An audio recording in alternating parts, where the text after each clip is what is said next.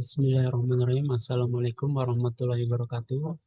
Waalaikumsalam warahmatullahi wabarakatuh. Selamat Waalaikumsalam. siang, salam sejahtera untuk kita semua. Pada siang hari ini, kita melanjutkan pembelajaran. Untuk materi kita siang ini adalah literasi informasi yang akan diampu oleh Bapak Haryo Nurtia MH. Dan beliau adalah Widya Iswara Ahli Muda di Pusat Pendidikan dan Pelatihan Perpustakaan Nasional Republik Indonesia. Sebelum kita mulai, seperti biasa kita berdoa terlebih dahulu. Semoga kita dimudahkan dan dilancarkan dalam aktivitas kita siang hari ini. Berdoa sesuai agama dan keyakinan masing-masing dipersilahkan.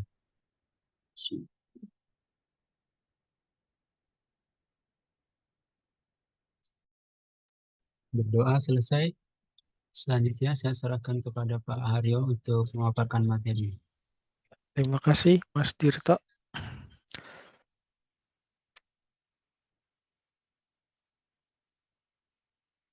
Sebentar ya.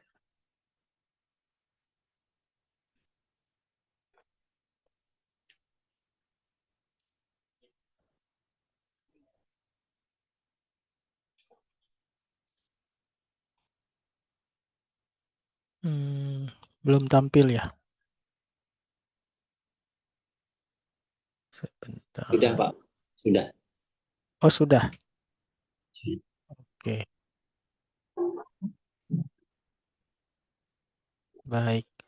Ya, saya ucapkan untuk selamat kepada Bapak Ibu semua, selamat bergabung dan mengikuti mata pelatihan literasi informasi ini. Oke, kita akan tampilkan terlebih dahulu. Ya, untuk literasi informasi pada mata pelatihan Kepala Perpustakaan Sekolah, mata pelatihan ini jumlahnya sekitar 6 JP ya Bapak Ibu. Sebelumnya Bapak Ibu sudah diberikan penugasan untuk belajar mandiri. Saya harap Bapak Ibu sudah membaca juga modulnya. Dan mata pelatihan ini karena untuk kepala perpustakaan sekolah mungkin tidak terlalu advance ya Bapak Ibu, untuk diharapkan setelah mengikuti mata pelatihan ini Bapak Ibu mampu menjelaskan bagaimana literasi informasi di perpustakaan sekolah. Dan mata pelatihan ini disampaikan dengan metode pembelajaran orang dewasa. Oleh sebab itu, saya tidak akan full ceramah dari pukul 1 sampai 16.15. Kalau dijadwalkan sampai pukul 16.15 ya Bapak Ibu ya. Tapi saya akan mengkombinasikan, ada video nanti, lalu juga untuk sesi ceramahnya mungkin hanya sampai pukul 15 dan dilanjutkan dengan tugas mandiri bagi Bapak Ibu sampai pukul 16.15. Untuk penilaian sendiri akan diberikan, saya hanya akan mengambil dari tugas mandiri yang sebelumnya dan juga tugas mandiri pada sesi ini. Untuk tugas mandiri sendiri nanti diberikan kesempatan buat Bapak Ibu untuk mengerjakan tugas tersebut yang untuk sesi hari ini dari pukul 15 sampai pukul 16.15. Tetapi untuk pengumpulannya, deadline-nya adalah besok pukul 6. Harapannya ketika ada waktu nanti dari pukul 15 sampai 16.15, Bapak Ibu manfaatkan waktu itu untuk mengerjakan tugasnya. Jadi setelah pukul 16.15 Bapak Ibu sudah bebas dari tugas dari saya gitu. Kemudian bagi Bapak Ibu yang aktif bertanya ataupun menjawab atau mungkin sharing bisa mendapatkan peluang untuk nilai tambahan. Nanti saya akan mencatat di ponsel saya untuk nilai tambahan tersebut. Oke. Baik, itu saja mungkin ya untuk mengenai deskripsi mata pelatihan ini. Baik. Nah, tadi sedikit diperkenalkan oleh Mas Dirto ya. Nama saya Haryo Nurtiar, biasa dipanggil Haryo. Pekerjaan saya saat ini menjadi Widyaswara untuk uh, Widyaswara Ahli Muda di Perpustakaan Nasional. Dan saya juga menjadi tutor pada prodi Karsipan di Universitas Terbuka. Sebelum saya bergabung di Perpustakaan Nasional, saya pernah menjadi arsiparis dan juga pustakawan di Universitas Indonesia. Pendidikan saya baik S1 dan S2 saya tempuh di jurusan Ilmu Perpustakaan Universitas Indonesia. Oke, ini media sosial saya. Sebagian besar berisi mengenai atau membahas mengenai dunia perpustakaan. Lalu ini buku yang sudah saya terbitkan. Bapak Ibu bisa mendownloadnya di LDK. Saya sudah mengupload di sana. Buku ini gratis, full text, bebas disebar luaskan. Oke, saya buka pada sesi ini dengan sebuah pertanyaan di mana kita biasa mencari informasi. Jadi kalau Bapak Ibu mencari informasi biasanya nyarinya di mana? Silahkan Bapak Ibu. Izin Bapak menjawab. Dengan Ya. Ibu Niken ya sebentar. Oke. Ya. Silahkan Ibu. Saya biasanya mencari informasi yang pasti itu dari internet. Kemudian biasa bertanya juga dengan yang sudah berpengalaman. Kemudian juga bisa jadi membaca buku atau bahan yang lainnya. Oke, baik. Terima kasih Ibu Niken di internet membaca dari buku. Berikutnya ada lagi? Yang lain? Iya, Pak Wasis ya. Ya Pak. Silahkan Pak Wasis. Hampir sama mungkin dengan Bu Niken. Kita kan mungkin berangkat dari generasi bukan milenial, bukan generasi yang Z sekarang. Jadi yang langsung ke akses digital. Kalau dulu kita mengalami yang namanya harus ke perpustakaan untuk mencari data. Nah, kita alami seperti itu. Jadi setiap kita butuh data atau informasi, kita mencarinya ke sumber informasi yang relevan ataupun yang akurat. Yaitu yang pertama pasti perpustakaan.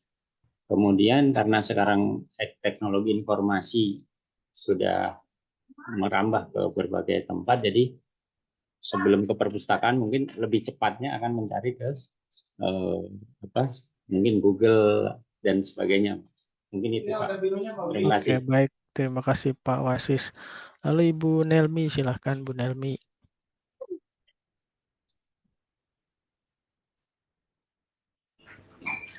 Oke Pak, terima kasih kesempatannya. Sama seperti teman-teman yang lain ya. Pada awalnya kalau saya ingin mencari informasi, biasanya saya pertama kali itu adalah berselancar di internet. Entah itu di YouTube, entah itu di website gitu ya, Google. Ya, apalagi sekarang ada AI ya, jadi kita bisa bertanya sama AI, entah itu Gemini AI, entah GPT AI gitu ya. Jadi banyak sekali. Jadi apapun yang mau kita tanya sekarang itu bisa dari sana gitu. Jadi sama seperti tugas-tugas yang kemarin. Pengen tahu kalau ini jawabannya apa ya? Kalau bertanya ini jawabannya apa? Kayak begitu. Jadi banyak sekali aplikasi yang sekarang bisa membantu kita untuk mencari informasi. Jadi sesuai dengan kurikulum sekarang yang mewajibkan kita untuk melek teknologi, ya. Jadi kita mau nggak mau memang harus berselancar di internet kayak begitu. Iya, luar Baru biasa nih Bu Nelmi. karena kalau kita mencari dari perpustakaan, kadang-kadang satu entah bukunya ada di mana gitu ya, katalognya juga kagak ada gitu. Nah paling gampang itu adalah kita mencarinya di internet karena lewat buka HP aja udah bisa kita mencari informasi apa saja. Begitu Pak. Oke, baik. Terima kasih Bu Nelmi, luar biasa ya. Iya, bicara mengenai AI, kalau tidak salah per Maret 2024 kemarin itu sudah ada sekitar 1.000 aplikasi AI ya yang lahir. Oke, berikutnya siapa lagi nih? Ada lagi?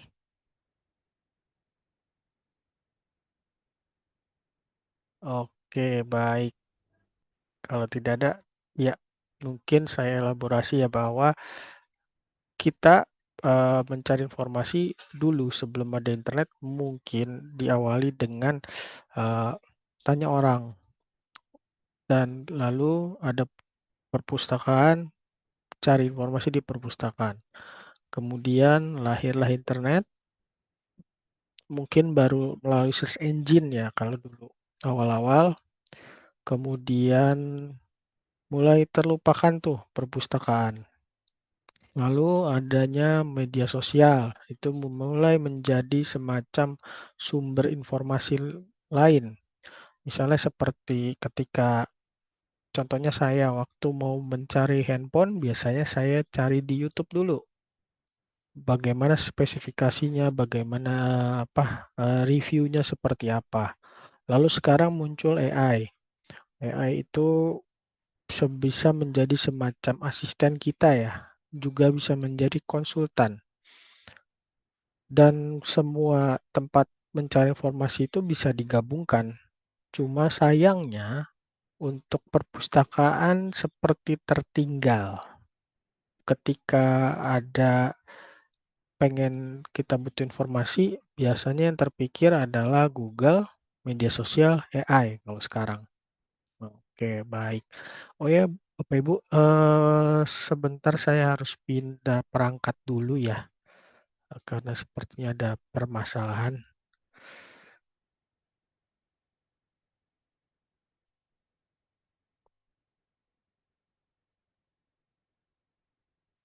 Nah, lanjut lagi. Nah, bicara tentang literasi informasi tidak terlepas dari konsep literasi itu sendiri. Jadi, literasi itu sendiri ada banyak sebenarnya. Nah, di era digital atau di era saat ini ada beberapa literasi yang memang dibutuhkan untuk bisa bertahan atau dibilangnya survival literacy. Yang pertama adalah digital literacy. Digital literacy ini bagaimana kita menguasai digital. Bukan dalam artian harus menjadi master atau sangat menguasai, setidaknya bisa memanfaatkan. Dan rata-rata orang digital literasinya sudah cukup baik ya. Buktinya Bapak Ibu sudah bisa pakai Zoom misalnya. Kemudian Bapak Ibu juga bisa pakai media sosial, aplikasi-aplikasi marketplace misalnya, itu bisa dikatakan Bapak Ibu cukup melek literasi digitalnya cukup baik ya. Sudah memenuhi standar untuk bisa dikatakan bisa dikatakan survive. Kemudian ada yang namanya financial literacy. Financial literacy ini sangat minim sayangnya ya. Buktinya kita bisa lihat fenomena judi online, pinjol, dan dari sisi pengelolaan keuangan, masih banyak masyarakat kita yang tidak tersentuh oleh bank. Terus juga pengetahuan tentang investasi ya masih seputar misalnya deposito, emas dan tanah.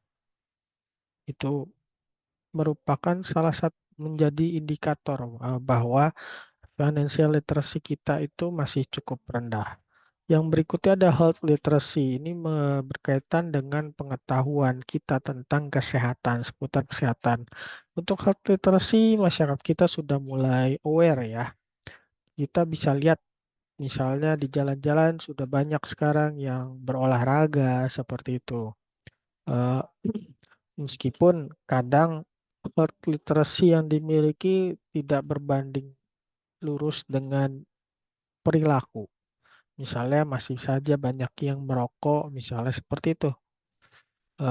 Tetapi untuk QR masalah kesehatan sudah mulai meningkat.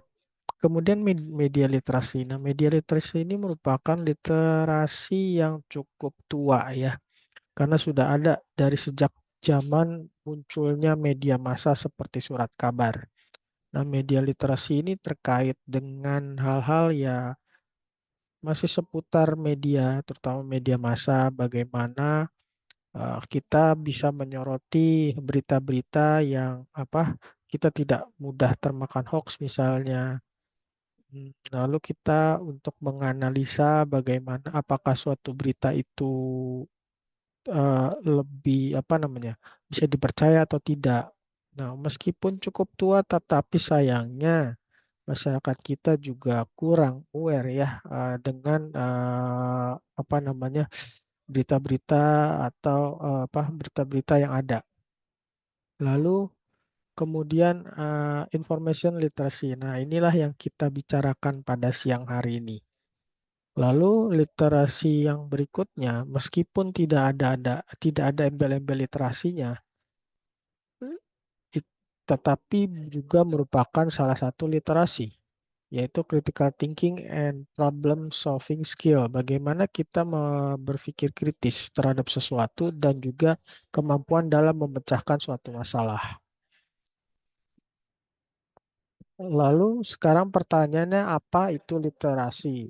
Nah, setelah mendengar penjelasan saya dan juga mungkin Bapak Ibu dari pengalaman Bapak Ibu atau dari membaca media atau membaca buku, kira-kira apa itu literasi? Silahkan Bapak Ibu.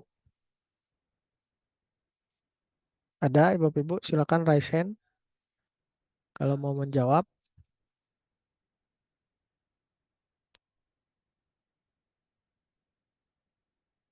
Tidak ada?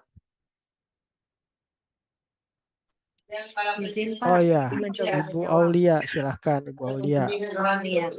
Kalau saya tidak salah gitu ya Pak, awalnya literasi itu dulu hanyalah kemampuan untuk membaca. Tapi karena semakin berkembangnya dunia, literasi jadi banyak macamnya gitu Pak. Jadi kayak misalnya literasi terhadap suatu keadaan, peka terhadap suatu keadaan juga termasuk literasi dalam bersikap gitu. Dan seperti tadi yang Bapak bilang, untuk literasi finansial juga sudah mulai zaman sekarang orang sudah mulai untuk berinvestasi, itu masuknya ke literasi sosial. Terus literasi dalam informatika gitu ya Pak ya, literasi teknologi digital, kemampuan seseorang untuk menggunakan alat elektronik atau gadget dan juga di internet seperti itu Pak. Oke, baik. Terima kasih Bu Aulia. Ada yang lain mau menambahkan mungkin? Ya, Atau ya, menambahkan Pak Haryo. Bapak Fahmi ya? Atau Pak Ya, Brian? benar tadi Fahmi, yang ya. dibilang. Iya, Ya, silakan Pak. makasih Pak Haryo. Benar tadi yang dibilang Bu Aulia, cuman ingin menambahkan aja literasi itu sebenarnya seperti pembiasaan membaca, tapi semakin ke sini nggak cuma membaca, mengenal sampai memahami, bahkan sampai mengerti hal-hal yang bersifat sulit atau eh, dia memahami sampai mengerti suatu keadaan, itu juga bisa disebut literasi Pak Haryo. Jadi mungkin dari membaca, mengenal sampai memahami, bahkan juga bisa mengaplikasikannya bahkan. Menurut saya seperti itu sih Pak Haryo. Terima kasih. Oke, baik. Terima kasih Pak Fahmi. Berikutnya Bapak Brian mungkin. Atau siapa? Ini yang sudah open mic. Izin bicara Pak. Oh iya, silahkan Pak Bona ya.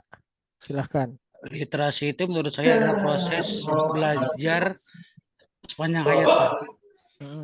Baik itu dalam bidang itu membaca, menulis, menganalisa, dan untuk mengaplikasikan tentang masalah-masalah yang ada di kehidupan, Pak. Oke, baik. Terima kasih, Pak. Oke, baik. Terima kasih sama-sama. Ya, berikutnya Ibu Siti Saroh, silahkan. Kalau menurut saya literasi itu kemampuan berbahasa yang dimiliki oleh setiap orang berkaitan dengan membaca, menulis, dan menyimak, Pak. Oke, baik. Terima kasih Bu Siti Saroh. Ada lagi yang lain? Tidak ada. Oke, untuk menjawab. Oke, kalau tidak ada, kita lanjut dulu. Nanti akan saya jawab. Benar apa itu literasi? Iya, jadi literasi adalah merupakan, bisa dikatakan simpelnya atau sederhananya adalah kompetensi atau kemampuan seseorang dalam menguasai suatu bidang. Jadi apapun bidangnya. Dan saya lihat tadi dari jawaban Bapak Ibu di sini sudah paham bahwa literasi itu bukan hanya seputar informasi. Tadi ada yang menyebut baca tulis, itu literasi yang paling dasar ya. Kemudian literasi itu jadinya bergantung apa bidang ilmunya. Kalau misalnya finansial, maka disebutnya literasi finansial. Kalau tadi ada objeknya digital, maka dia disebut sebagai literasi digital. Lalu di perpustakaan, di dunia perpustakaan ada yang namanya literasi informasi. Literasi informasi itu sendiri merupakan kemampuan seseorang dalam berhubungan dengan informasi. Biasanya ada mampu mengenali kebutuhan informasi, mampu mencari informasi sesuai dengan kebutuhan informasinya, mampu mengevaluasi informasi dan sumber informasinya, lalu mampu menggunakannya secara etis ya, mampu menggunakannya secara etis, dan nantinya juga ada pengembangan lagi, misalnya mampu mendistribusikan, mampu mempresentasikan, macam-macam. Tetapi intinya terkait dengan informasi. Pada awalnya literasi informasi itu yang profesi yang memiliki atau membutuhkan kemampuan literasi informasi yang baik adalah profesi pustakawan. Tetapi ternyata literasi informasi dilihat dari cakupannya, dari pengertiannya, dari konsepnya, bahwa literasi informasi juga ternyata dibutuhkan oleh semua orang. Karena dengan literasi informasi kita bisa menemukan informasi yang baik ya, yang kualitasnya baik, dari sumber yang baik, dan dengan informasi tersebut bisa menjadikan seseorang bahkan meningkatkan kemampuannya di bidang apapun. Seperti itu.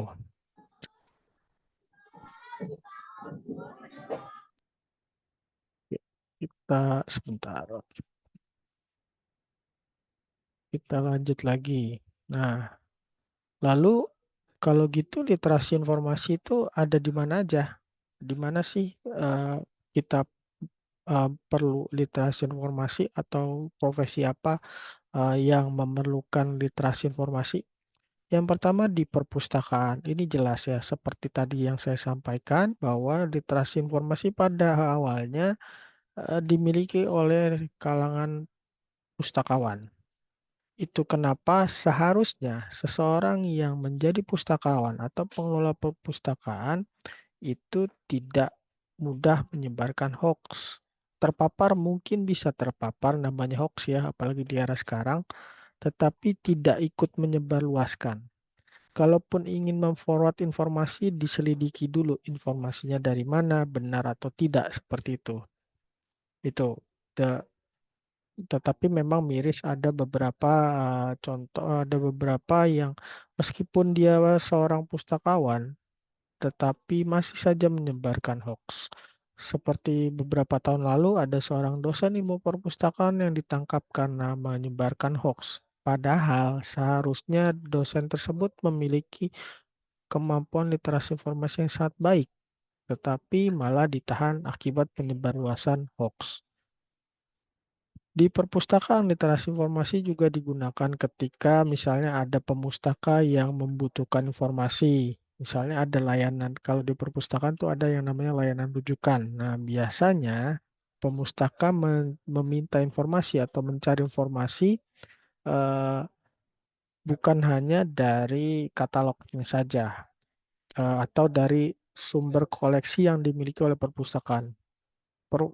Pemustaka bisa mendatangi ke bagian layanan rujukan untuk dicarikan informasi. Misalnya mencari artikel atau jurnal, itu bisa. Dan bahkan bisa diajari strategi penelusuran yang baik, seperti itu. Itu di perpustakaan. Lalu di dunia pendidikan, ini jelas ya, baik pendidikan sekolah maupun perguruan tinggi membutuhkan literasi informasi. Misalnya untuk mengerjakan tugas. Kan kalau siswa-siswa sekolah nih mengerjakan tugas, kalau siswa tersebut punya kemampuan literasi yang baik, maka hasil penugasannya pun bisa jadi sangat baik ya. Misalnya sumber informasi yang digunakan ternyata di artikel-artikel yang berkualitas, bukan artikel yang diambil dari website-website yang nggak jelas misalnya. Lalu untuk perguruan tinggi misalnya, literasi informasi yang dibutuhkan itu misalnya ketika melakukan penelitian. Kan kalau namanya mahasiswa, misalnya S1 itu minimal membuat skripsi ya, penelitian bentuk skripsi, itu mereka membutuhkan sumber informasi yang baik. Apalagi kalau di dunia akademis, tidak diperkenankan ketika kita mengutip atau mengambil sumber informasi dari blog atau Wikipedia misalnya. Itu. Kemudian di tempat kerja, ketika kita bekerja, kita juga memerlukan kemampuan literasi informasi minimal untuk pencariannya. Ketika kita bertanya tentang suatu kebijakan atau suatu proses pekerjaan, tidak harus secara online karena literasi informasi ini tidak memandang apakah online atau offline. Literasi informasi ini merupakan kegiatan yang bisa dilakukan misalnya mengambil sumber informasi dari offline, misalnya dari buku, atau bahkan dari orang, dari teman kita, rekan kita. Itu juga merupakan lingkup literasi informasi. Jadi biasanya kalau di tempat kerja, proses atau kemampuan literasi informasi itu digunakan untuk bertanya seputar pekerjaan, lalu juga bahkan seputar kadang untuk sekedar bergosip misalnya. Itu kan juga memerlukan kemampuan literasi informasi meskipun tidak terlalu disadari dan tidak terlalu mendalam. Lalu berikutnya adalah di bidang kesehatan. Ini jelas dokter-dokter itu misalnya dokter-dokter atau lab itu farmasi ya.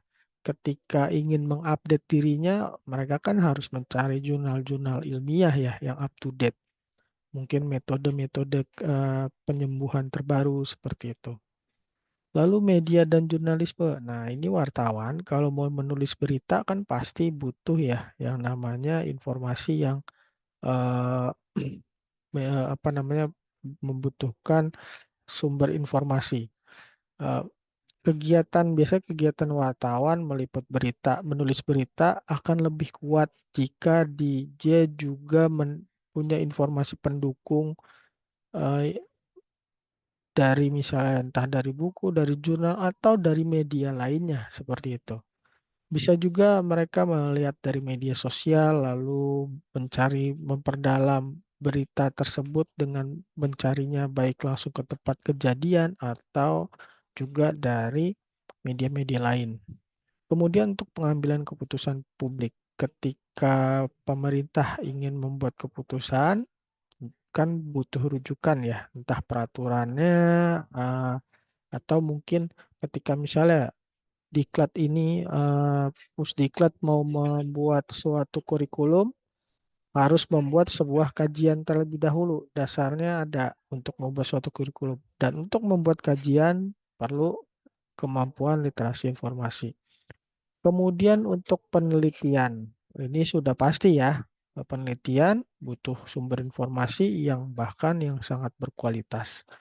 Ekonomi dan bisnis, dari misalnya taruh misalnya seorang investor ingin ingin membeli suatu saham, dia mencari saham yang baik, dia akan mencari data-datanya dulu. Nah, itu kemampuan literasi informasi yang dipakai. Misalnya dia mendownload laporan keuangan kuartalan dari website idx.co.id misalnya. Lalu dari BPS untuk melihat kondisi ekonomi dunia saat ini, seperti itu. Lalu di kehidupan sehari-hari. Nah, terkait dengan kehidupan sehari-hari, nah kira-kira Bapak Ibu, kapan Bapak Ibu menggunakan literasi informasi di dalam kehidupan sehari-hari? Atau contohnya deh, saya pengen tahu. Silakan Bapak Ibu. Contoh penggunaan literasi informasi di kehidupan sehari-hari. Siapa? Silahkan. Bapak Ibu. Ada? Ya, Bu Nelmi ya. Silahkan Bu Nelmi. Yang gampang aja Pak gitu. Misalkan saya kepengen masak capcay gitu kan ya, capcay ala kekinian gitu. Jadi bisa dicari di internet gitu. Bisa ke YouTube, bisa di media sosial, misalkan entah itu TikTok, Facebook dan segala macamnya. Kalau kita berada di rumah. Nah, kalau dulu nih waktu saya di sekolahan swasta itu karena ada pustakanya yang lumayan cukup bagus, jadi bisa langsung pergi ke pustaka gitu. Nah, itu contohnya salah satu. Atau bisa juga misalkan kok kita itu suka pegel-pegel atau bagaimana ya, kira-kira tinggal dicari, ditanya aja, suka pegel-pegel dan pusing kira-kira penyebabnya apa. Jadi kita bisa tahu apa saja yang kita kepengen gitu. Nah, jadi itu mungkin salah satu bagaimana cara kita menggunakan literasi informasi, atau juga kita misalkan zaman sekarang ini hoax itu kan banyak di mana-mana. Jadi kita sebagai orang yang paham, tidak boleh kita menerima informasi itu bulet-bulet gitu. Jadi percaya langsung, habis itu tinggal share kemana, nggak boleh gitu. Nah, jadi itu salah satu bagaimana cara kita bijak menggunakan informasi atau bijak dalam literasi informasi. Ya, mungkin itu Pak. Baik, terima kasih Ibu. Ya, betul sekali. Misalnya ketika mencari resep masakan, nah, biasa ibu-ibu nyari resep masakan. Yang dicari misalnya resep tadi capcay. Secara misalnya kebutuhan informasi, artinya ibu sudah mengenali. Oh, saya butuhnya resep capcay. Sudah tahu tuh. Kemudian ibu lalu mencarinya di misalnya di YouTube. Nah, sudah tahu tempatnya di mana. Lalu sudah tahu kira-kira tempat nyarinya tuh bahwa informasi seperti ini yang ibu inginkan adanya di YouTube misalnya. Lalu berikutnya ibu juga sudah tahu nih kira-kira YouTuber mana nih yang kira-kira cocok. Biasanya kalau YouTuber misalnya taruh misalnya Devina. Oh, ternyata kalau cobain resep Devina saya selalu berhasil. Berarti dia biasanya kalau nyari di channel Chef Devina misalnya seperti itu. Oke. Jadi itu pun sudah ada proses evaluasi sumber informasinya, evaluasi informasinya seperti itu. Oke, ada lagi? Sudah, baik. Iya, kita lanjutkan dulu Ibu, Bapak Ibu.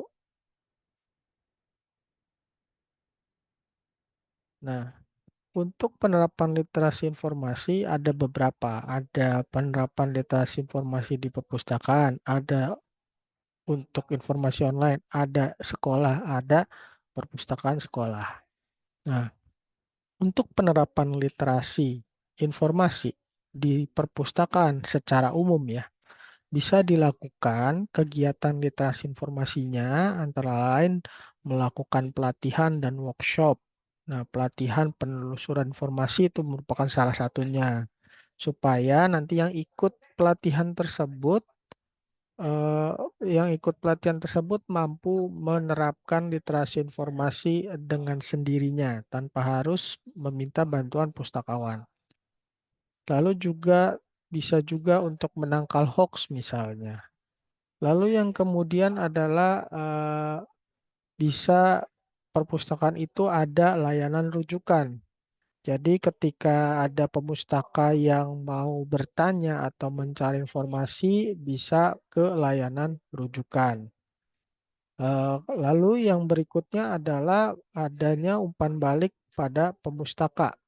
Jadi mendapatkan kira-kira literasi informasi misalnya sehabis pemakai layanan rujukan atau sehabis pelatihan, pemustaka bisa memberikan umpan balik. Kira-kira apa lagi yang perlu ditingkatkan, kegiatan literasi informasi apa saja yang perlu diadakan lagi. Lalu bisa juga dengan kolaborasi dengan institusi pendidikan, misalnya mengundang pustakawan rujukan atau mengundang mahasiswa atau dosen dari ilmu perpustakaan misalnya untuk mengajarkan literasi informasi. Atau misalnya dosen-dosen penelitian bisa juga untuk bicara terkait dengan literasi informasi dalam bidang misalnya penelitian seperti itu. Kemudian perpustakaan juga bisa melakukan promosi literasi informasi.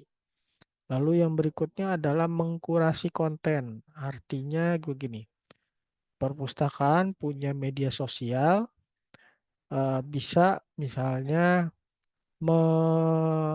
mengumpulkan konten-konten yang dengan subjek sejenis dialih mediakan atau kemas ulang menjadi sebuah konten. Misalnya dari konten Instagram, YouTube seperti itu atau TikTok.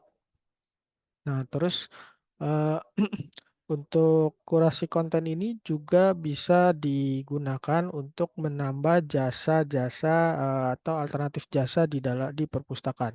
Misalnya Bapak Ibu di perpustakaan bisa membuat semacam pathfinder yang mendata untuk subjek tertentu perpustakaan ada koleksi apa saja. Nah, itu juga bisa juga merupakan bentuk kurasi konten.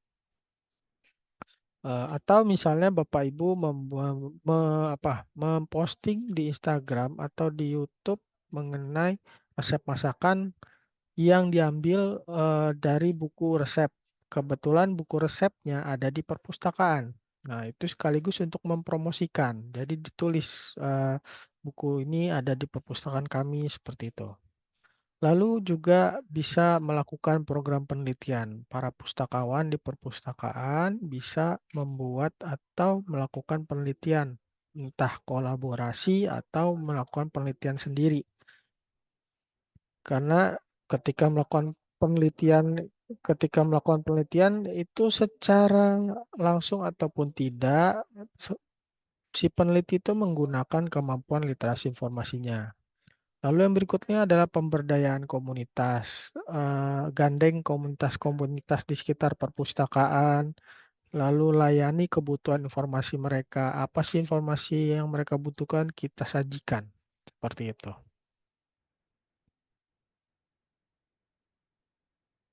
Nah, sementara untuk penerapan literasi informasi online, itu kegiatannya antara lain penggunaan mesin pencari. Mesin pencari itu tidak serta-merta kita langsung gunakan saja, masukkan di pencarian sederhana ya, Google langsung ketik. Itu bisa, tetapi akan lebih efektif dan lebih efisien lagi jika kita juga menggunakan fasilitas seperti pencarian lanjutan. Itu akan membuat lebih tajam, hasilnya pun lebih berkualitas. Lalu yang berikutnya adalah kita dengan mengevaluasi kredibilitas sumber online. Kalau kita dapat berita online, dapat misalnya dari WhatsApp, misalnya kita perlu mengevaluasi bagaimana kredibilitasnya, apakah memang bisa dipercaya atau tidak, seperti itu, untuk menghindari hoax ya. Kemudian kita bisa menggunakan situs web dan basis data terpercaya. Misalnya untuk berita tentang bencana alam, misalnya kita bisa ke website BMKG misalnya, lalu atau situs misalnya kalau butuh data bisa ke BPS misalnya seperti itu. Itu karena situs pemerintah merupakan salah satu sumber informasi yang bisa dikatakan terpercaya. Kemudian kita juga dalam penerapan literasi informasi online kita perlu memiliki pemahaman etika berselancar di dunia web ya, di internet. Misalnya apakah seperti misalnya ada foto kecelakaan, kita jangan posting foto orang yang foto si korban misalnya, atau ketika kita membuat quote, kalau bisa misalnya kita mengutip dari quote orang lain, ya kita tambahkan namanya supaya kita juga menghargai si pemilik ide dan juga terhindar dari plagiarisme. Kemudian kita juga bisa melakukan penelitian online yang mendalam. Ini penelitian seperti misalnya metode penelitian literatur review juga bisa menggunakan cara secara online ya. Itu bisa sehingga kita pure penelitiannya itu menggunakan sarana online. Lalu kita perlu juga menguasai pengelolaan informasi digital. Kalau bisa komputer itu di rumah, di komputer kita atau di laptop kita, folder-foldernya yang rapi. Kadang-kadang kita main berantakan, main susun sana sini, tetapi dari kita ketika nanti kita mencari lagi di komputer kita bingung. Nah, ini perlu literasi informasi juga bicara tentang ini. Lalu ketika kita mengutip itu bisa kadang kita bingung ya untuk menulis di daftar pustaka bagaimana. Nah, kita bisa menggunakan seperti reference manager ya, seperti Zotero atau Mendeley. Itu juga merupakan bentuk pengelolaan informasi digital. Kemudian kita juga perlu aware mengenai keamanan dan privasi online. Kan banyak sekali ya privasi yang dilanggar secara online. Padahal dibilangnya sampai-sampai dibilang jejak digital itu sekali publish tidak akan pernah hilang selamanya. Jadi harus hati-hati. Terkait keamanan juga kemarin yang heboh adalah pusat data nasional yang dihack dan terkena ransomware ya. Itulah pentingnya ketika data-data kita kita lindungi dengan password yang kuat dan juga melakukan backup. Kemudian penerapan literasi informasi juga bisa digunakan ketika menggunakan media sosial. Bagaimana kita misalnya mencari di media sosial, tidak sembarang percaya dengan apa yang dikatakan influencer, lalu mana influencer yang memang bisa dipercaya atau tidak. Lalu yang kesembilan adalah kita perlu memiliki atau menggunakan keterampilan berpikir kritis. Ketika kita melihat satu postingan, kita tidak langsung percaya begitu saja. Kita lihat siapakah si orang yang ngepost postingan tersebut. Misalnya tentang kesehatan. Apakah orang biasa atau dokter misalnya. Seperti itu. Sampai di sini ada yang mau ditanyakan Bapak Ibu?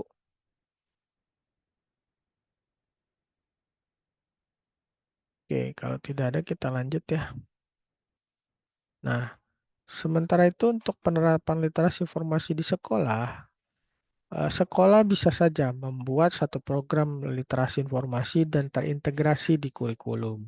Jadi ada mungkin ditambahkan kegiatan baca sebelum memulai kelas, atau misalnya memang diberikan ketika MPLS diberikan waktu khusus buat pustakawan untuk menjelaskan tentang literasi informasi.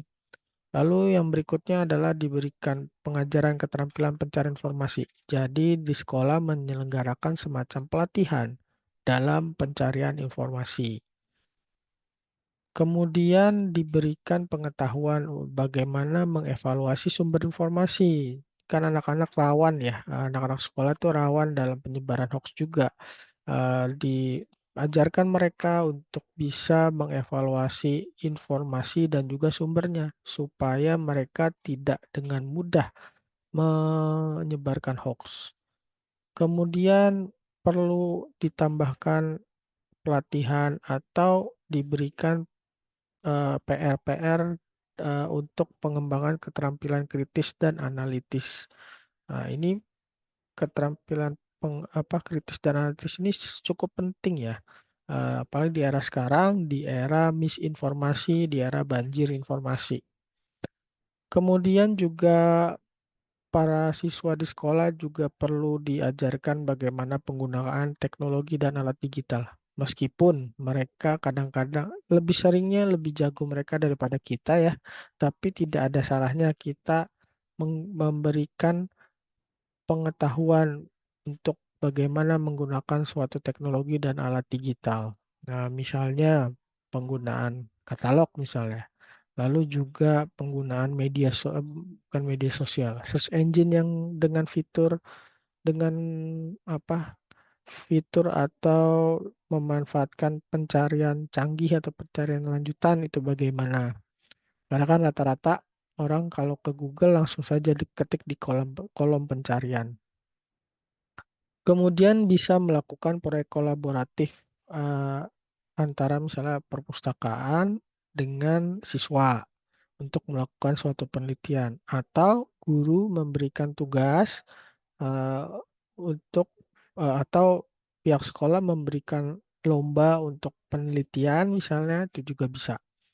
Kemudian pihak sekolah bisa bekerja sama dengan pustakawan sekolahnya.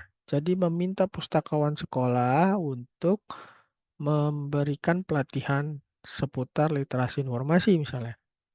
Lalu pihak sekolah juga bisa membuat kurikulum atau menekankan kepada guru untuk memberikan pengajaran yang memang pembelajaran berbasiskan masalah, problem based learning, seperti itu.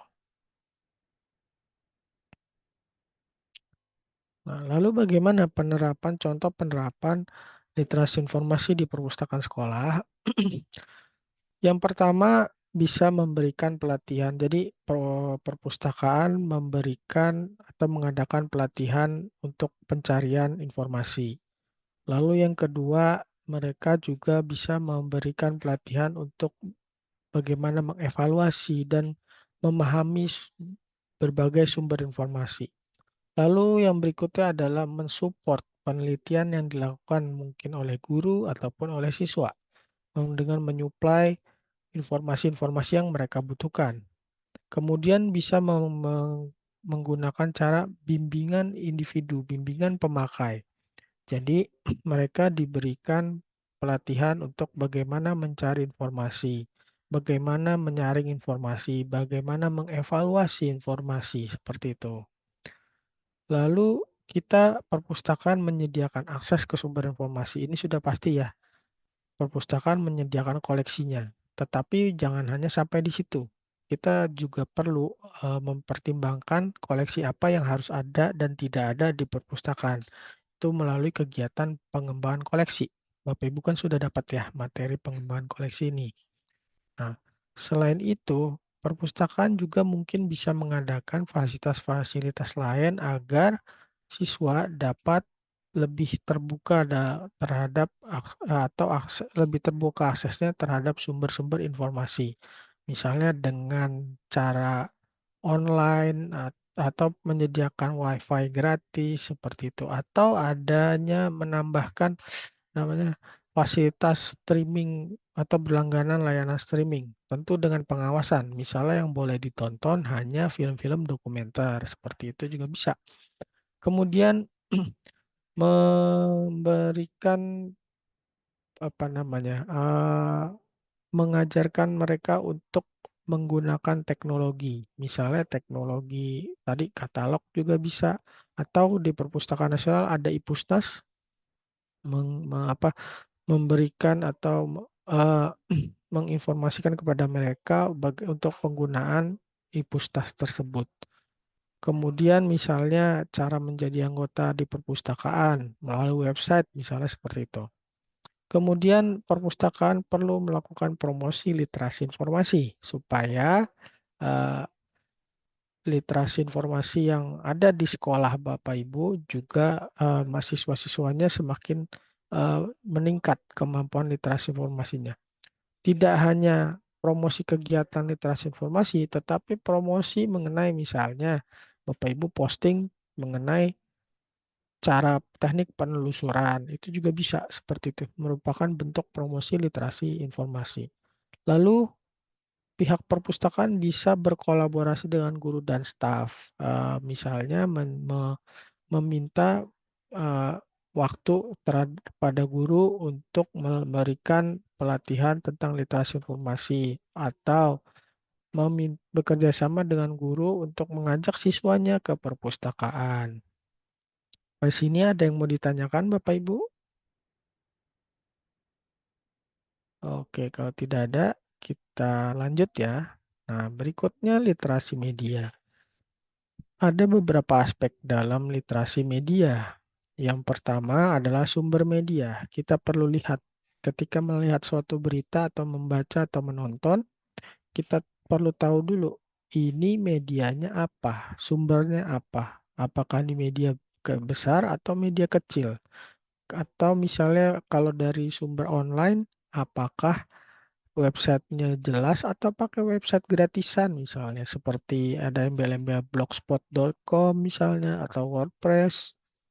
Kemudian pesan medianya. Apa sih pesan yang aku ingin disampaikan? Sering sekali berita yang disampaikan itu ada memiliki makna lain.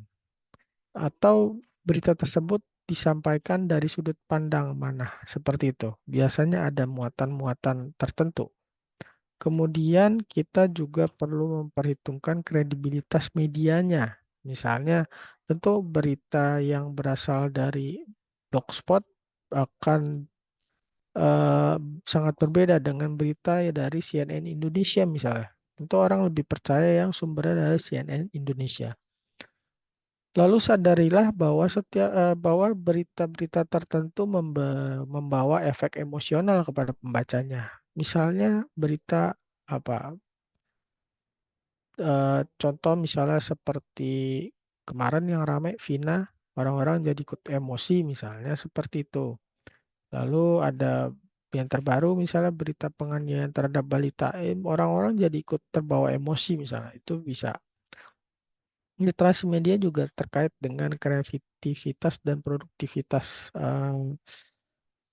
dengan apa namanya dan juga ini terkait dengan keanekaragaman perspektif. Ketika satu fenomena terjadi lalu dibuatkan artikel. Nah, untuk membuat suatu artikel atau tulisan atau esai misalnya, kita bisa melihat dari berbagai macam sudut pandang. Dan dari misalnya berita yang satu lalu ditanggapi lagi dengan tulisan lain, itu membuat berita itu menjadi lebih produktif seperti itu. Lalu kita akan masuk ke dalam hak cipta dan etika digital. Ada di dalam hak cipta ada komponen, ada dua komponen. Yang pertama adalah hak moral. Yang kedua hak distribusi dan ekonomi. Kalau hak moral itu biasanya bukan biasanya, hak moral itu tidak bisa didistribusikan, tidak bisa dipindah tangankan, tidak bisa ditransfer.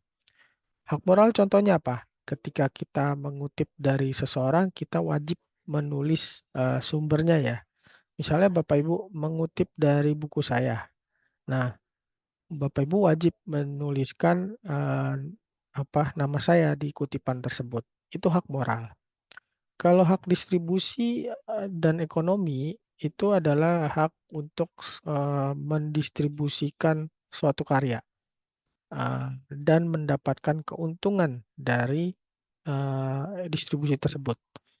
Nah, untuk hak distribusi dan ekonomi ini bisa ditransfer, bisa dialihkan. Misalnya begini, J.K. Rowling punya menulis buku, ada 2 buku, A dan B. Buku yang satu, dia dibayar setiap ada yang laku, dia dibayar. Yang kita sebut sebagai atau kita kenal sebagai royalti. Itu hak ekonominya ada di J.K. Rowling. Hak distribusinya ada di distributor. Jadi bisa. Lalu yang kedua, J.K. Rowling punya novel tulisan, misalnya tulisan B. Nah, lalu ada penerbit nih, karena potensinya besar, penerbit tersebut membayar dengan uang yang sangat banyak kepada J.K. Rowling untuk hak ekonominya. Jadi karena J.K. Rowling setuju misalnya. Lalu hak ekonomi dan distribusinya ditransfer ke penerbit atau distributor tersebut. Jadi, karena J.K. Rowling sudah menandatangani dan sudah setuju untuk mentransfer hak ekonomi dan distribusinya kepada si distributor, maka ketika ada penjualan, si J.K. Rowling sudah tidak mendapatkan royalti lagi karena sudah dibeli putus. Tetapi kalau ada yang mengutip, tetap harus mencantumkan nama J.K. Rowling, bukan nama si distributornya. Seperti itu. Itu komponen hak cipta. Kemudian ada juga terkait dengan etika digital, ada yang namanya dampak digital. Misalnya kita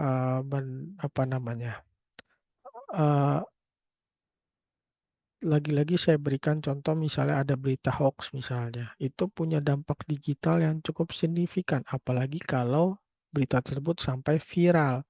Jadi hati-hati. Lalu kita juga perlu menghormati privasi.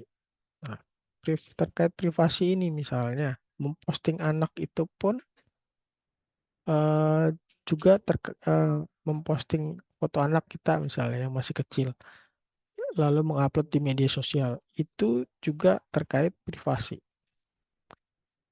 Ketika kita mengupload foto anak, itu secara tidak sadar kita juga telah melakukan pelanggaran privasi terhadap anak. Kalau di luar negeri, apalagi di negara maju, biasanya ketika kita mau memposting gambar, lalu ada di background-nya ada wajah orang lain. Nah, itu kalau kita wajib izin ke orang tersebut. Karena kalau tidak izin atau dia tidak suka dan kita tetap mengupload, itu kita juga telah melakukan pelanggaran privasi. Itu sebabnya kalau orang luar itu kalau memfoto biasanya di blur belakangnya. Atau kalau teknologi sekarang kan bisa langsung dihapus ya orang-orang misalnya di background-nya seperti itu. Kemudian cyberbullying ini bullying yang dilakukan melalui cyber atau melalui internet, bisa sosial media atau web. Biasanya di anak-anak remaja kadang mengalami hal ini, dibully di media sosialnya. Selebritis yang paling rentan, cukup misalnya untuk selebritis terutama yang terkenal kan menjadi seperti makanan sehari-hari ya, dibully melalui cyber, mengalami cyberbullying. Lalu yang berikutnya adalah menggunakan sumber informasi dengan etika. Jadi ketika menggunakan sumber informasi, jangan lupa selalu cantumkan sumbernya, tidak langsung begitu saja mengkutip, mengaku-ngaku itu adalah hasil karya kita. Untuk keamanan dan privasi digital, ada beberapa hal yang bisa kita lakukan ketika kita bicara mengenai keamanan digital ya. Yang pertama, secara rutin mengganti password. Kedua, pakai 2 langkah verifikasi. Yang ketiga, ketika misalnya diminta untuk foto beserta KTP, sempatkanlah kita menuliskan watermark. Untuk misalnya dituliskan aja tanggalnya, lalu terus untuk kepentingan misalnya menjadi nasabah bank apa. Tujuannya apa? Memang itu tidak menjamin data kita tidak dicuri, tapi setidaknya jika berhasil dicuri, kita bisa tahu ini asalnya atau bocornya dari mana data-data ini, seperti itu. Itu dari kemudian apalagi ya terkait untuk pengamanan digital ya. Oh ya, jangan lupa melakukan backup ya, itu. Mungkin Bapak Ibu di sini ada yang punya pengalaman atau sharing mengenai bagaimana cara mengamankan data kita.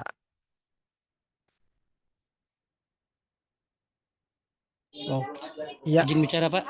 Ya, silakan Pak Bona. Saya biasanya untuk membackup data saya, biasanya saya masukkan ke dalam Google Drive, Pak. Dalam Google Drive itu biasanya itu kan saya masuk Google Drive yang hal yang penting-penting, atau karena kalau menurut saya kalau file dari misalnya dari hanya di HP ataupun di laptop, takutnya kan kalau HP ada di amit-amit dicuri orang atau rusak, kita punya data lagi di drive.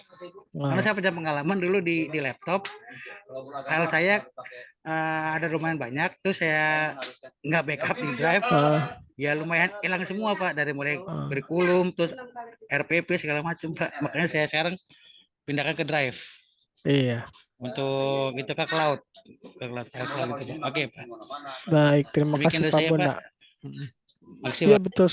Iya, sama-sama. Iya betul sekali Pak Bona, yang dilakukan cukup baik ya yang dilakukan oleh Pak Bona. Kalau dulu mungkin kita meng-backup di hard disk eksternal ya atau di flash disk. Sekarang sudah ada fasilitas cloud. Kita bisa taruh di cloud. Tetapi memang kalau kelemahannya kalau misalnya data kita cukup banyak ya, kita perlu bayar ya subscription misalnya per bulan atau per tahun ke penyedia cloud. Bisa Google Drive atau OneDrive seperti itu. Jadi, tapi memang data itu sangat penting untuk di backup ya Bapak Ibu. Oke, kita lanjut ya Bapak Ibu. Nah, kita masuk ke beberapa model literasi informasi. Ada sebenarnya ada beberapa model literasi informasi di dunia ini. Ada banyak, tetapi saya akan menyampaikan sebagian saja ya Bapak Ibu. Yang pertama ada The Big Six. Tadi sempat disinggung juga di Kahoot-nya ya. Big Six itu mengawali literasi informasi dengan menentukan dulu kebutuhan informasi. Lalu melakukan perencanaan pencarian informasi. Kemudian mengambil langkah-langkah pencarian berdasarkan rencana pencarian sudah dibuat.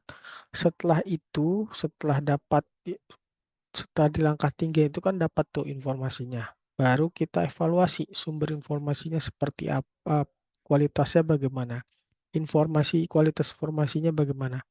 Kemudian kita menggunakan informasi tersebut dan kita evaluasi prosesnya dari awal.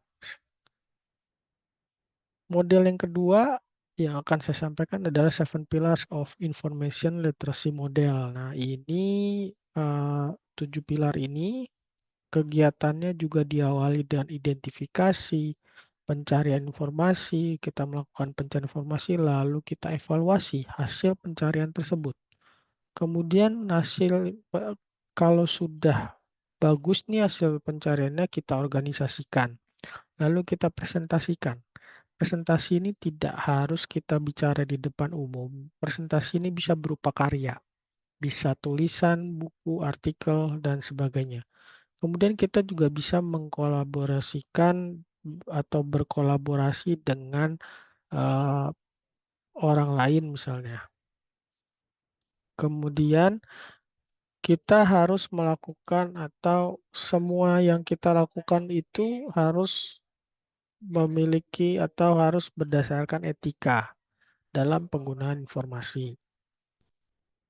Model yang lain adalah model ACRL, Framework for Information Literacy for Higher Education ya.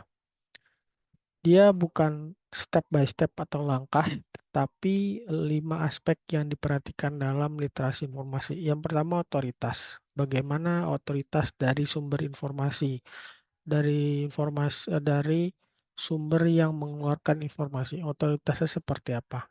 Yang kedua, bagaimana kita membuat suatu strategi pencarian yang baik.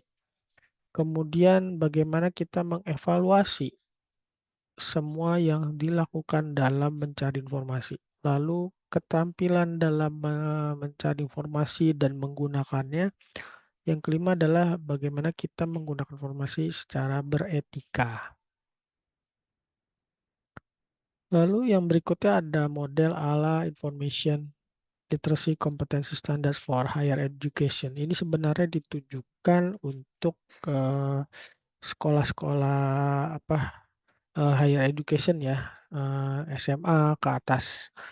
Tetapi memang dia kalau untuk di Indonesia masih agak kurang tepat karena masih terlalu kompleks sebenarnya.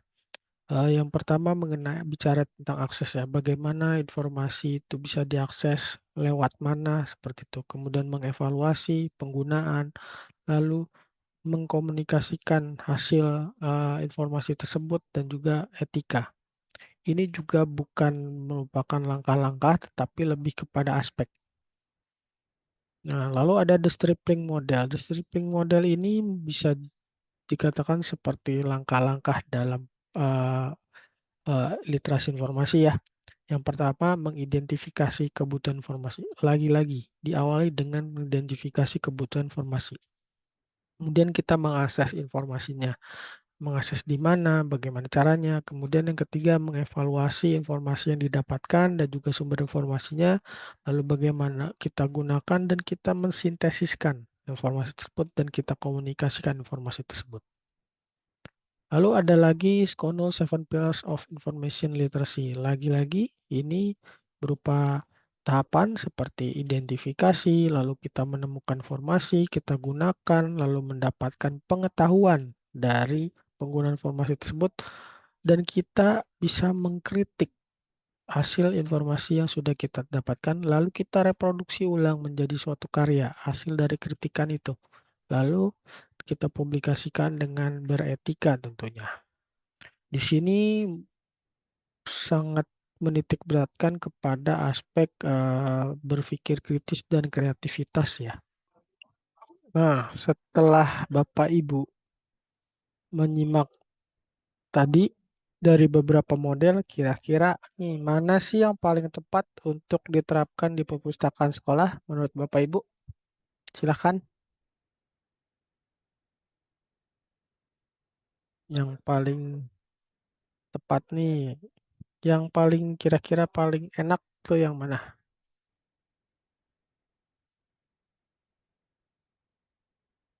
Bapak Ibu, ada yang mau menjawab? Oke, mungkin belum. Oh ya, Pak Wasis ya, silahkan Pak Wasis. Oh, tadi ya sekilas melihat itu dia melalui pencarian yang diarahkan oleh apa namanya tadi Ibu Bu Desi tadi ya, dari ya, berarti betul, tadi. model 4I ya. Ya, model 4I Betul. tadi lebih cepat dan lebih tepat dapat informasi yang akurat, Pak. Oke, baik. Terima kasih Pak Wasis. Iya, saya pun sepakat dengan Pak Wasis karena dia simpel ya, cuma ada 4 step. Cari, mencari, mengenali, mengenali, mencari, mengevaluasi, dan memakai. Nah, itu karena memang simpel. Basicnya sebenarnya literasi informasi ada di situ. Dari seluruh model literasi informasi sebenarnya ya, ini yang dikatakan oleh Weber dan Johnston, itu sebenarnya ada 5. Yaitu literasi informasi itu adalah keterampilan untuk menyadari akan kebutuhan informasi. Keterampilan dalam menyusun formula penulisan informasi, keterampilan untuk memilih dan mengintegrasikan sumber-sumber informasi yang diperoleh, lalu mengevaluasi dan menyelaraskan serta memanfaatkan informasi yang sudah diperoleh. Nah, kalau disimpulkan dari seluruh model yang ada, maka literasi informasi yang pertama dilakukan adalah mengidentifikasi kebutuhan informasi. Lalu kita mencari informasinya. Kemudian kita evaluasi sumber informasi beserta informasinya. Kalau sudah oke, baru kita bagaimana kita menggunakan informasinya. Lalu kita juga terkait hal ini juga terkait dalam bagaimana kita mengorganisasikan informasi-informasi yang sudah didapatkan yang kita gunakan. Lalu yang keenam adalah bagaimana kita mempresentasikan informasi. Apakah bentuknya presentasi di depan atau dalam bentuk format lain, misal bentuknya video, ataukah bentuknya berupa ringkasan. Kemudian literasi informasi juga bicara mengenai bagaimana kita berbagi informasi serta menggunakan informasi dengan etika dan tanggung jawab. Nah, kita masuk ke dalam cara mengimplementasikan atau strategi mengimplementasikan literasi informasi. Yang pertama, kita bisa misalnya di sekolah bisa dimasukkan ke dalam program MPLS ya, orientasi siswa baru. Jadi perpustakaan atau pustakawan diberikan kesempatan 1 atau 2 sesi untuk menjelaskan mengenai literasi informasi kepada siswa-siswa baru. Kemudian program literasi informasi juga menjadi bagian kegiatan program perpustakaan. Artinya di sepanjang tahun misalnya atau ada di perpustakaan ada yang namanya misalnya layanan rujukan. Walaupun kita sendiri misalnya di perpustakaan tersebut hanya ada 1 orang yang menjadi pengelolanya. Mungkin ditambahkan misalnya untuk layanan rujukannya, untuk bagaimana kalau ada siswa atau guru yang membutuhkan informasi, kita bisa berikan, meskipun informasinya itu bukan berasal dari koleksi perpustakaan. Kemudian kita bisa juga menempatkannya dalam program pendidikan pemakai. Ketika program pendidikan pemakai itu bisa dilakukan di awal tahun, misalnya ketika masa orientasi atau MPLS, atau ketika di pertengahan semester atau akhir semester juga bisa. Ini kegiatannya apa? Kegiatan pendidikan pemakai itu untuk mengenalkan perpustakaan. Untuk memang lebih cocok di awal. Tetapi kita bisa misalnya pendidikan pemakai yang kalau di awal kita bisa mengenalkan perpustakaan, cara penggunaan katalog misalnya, lalu juga cara mencari buku, cara meminjam. Tapi kalau pendidikan pemakai misalnya di tengah semester atau akhir semester bisa diisi lebih kepada materi-materi literasi informasi ini. Cara mencari informasi, menggunakan informasi secara beretika, dan menangkal hoax misalnya. Iya, oke. Sampai di sini mungkin untuk sesi Zoom kita kali ini. Nah, ada pertanyaan Bapak Ibu? Silahkan. Bentar dulu. Iya. Pak. Iya, Kemarin silakan Pak Wasis. mengerjakan tugas Bapak yang sebelumnya ya. Diberikan waktu sampai kemarin ya, kalau nggak salah ya. Atau tadi pagi. Untuk KPS 7 ya. Itu tugasnya dari tanggal 24. Kalau yang mana nih? Literasi informasi atau ini? Manajemen pemasaran? Oh, yang apa ya? Yang di situ tertulis antara yang due date dengan yang tertulis di tulisan itu beda hari. Ya. Oh iya, due date itu seperti semacam deadline, tapi belum masih bisa Final. dikumpulkan, belum final. Oh, Nah, begitu. finalnya yang di tulisan itu. Oh, final benar-benar tidak bisa dikumpulkan. Itu untuk membedakan mana yang mengumpulkan apa istilahnya, yang rajin dan yang agak Di telat awal begitu gitu. ya. Betul. Tentu Ya, nilainya kebetulan saya berbeda. telat, Pak. Mohon maaf lah, Pak. Iya, Saya tidak termasuk kurang apa-apa. rajin nih, Pak. Sudah berusaha tapi tetap ini apa? Iya, nggak Banyak apa-apa, teman-teman. Bapak. Mungkin yang sama dengan teman-teman karena memang kita berangkat dari pengajar semua, Pak, dengan keterbatasan waktu dan Iya. apa namanya? Ya, kita sudah apa? Berusaha dengan effort yang tinggi tetap. Kebanyakan tugas jadi bingung juga. Iya, betul. Iya, betul, Pak. Gitu. Saya Deadline-nya juga. mewakili perasaan teman-teman kali, Pak. Karena memang dari sebenarnya tugas itu H+2 sebenarnya. Harus sudah dinilai H+2. Makanya saya juga tidak bisa ngasih waktu panjang-panjang. Khusus untuk yang manajemen pemasaran itu karena saya menggantikan, jadi tiba-tiba berhalangan. Yang pengajar yang harusnya mengajar di situ, jadinya bisa diberikan kelonggaran waktu yang lebih banyak seperti itu. Iya. Oke. Ada lagi Terima Bapak kasih, Ibu? Pak, atas. Iya, sama-sama. Oke, kalau tidak ada, mungkin saya kembalikan kepada host ya, Mas Tirto. Oke, baik. Bapak Ibu, jika tidak ada pertanyaan lagi, kita akhiri untuk Zoom kita kali ini. Bapak Ibu silakan mengerjakan tugas yang diberikan tadi. Dan sebelum menutup, jangan lupa Bapak Ibu untuk apa tadi? Tugas ya. Saya ulangi tugas lagi, baik. Saya akhiri. Wassalamualaikum warahmatullahi wabarakatuh. Waalaikumsalam warahmatullahi wabarakatuh. Waalaikumsalam Ya. warahmatullahi wabarakatuh. Terima kasih.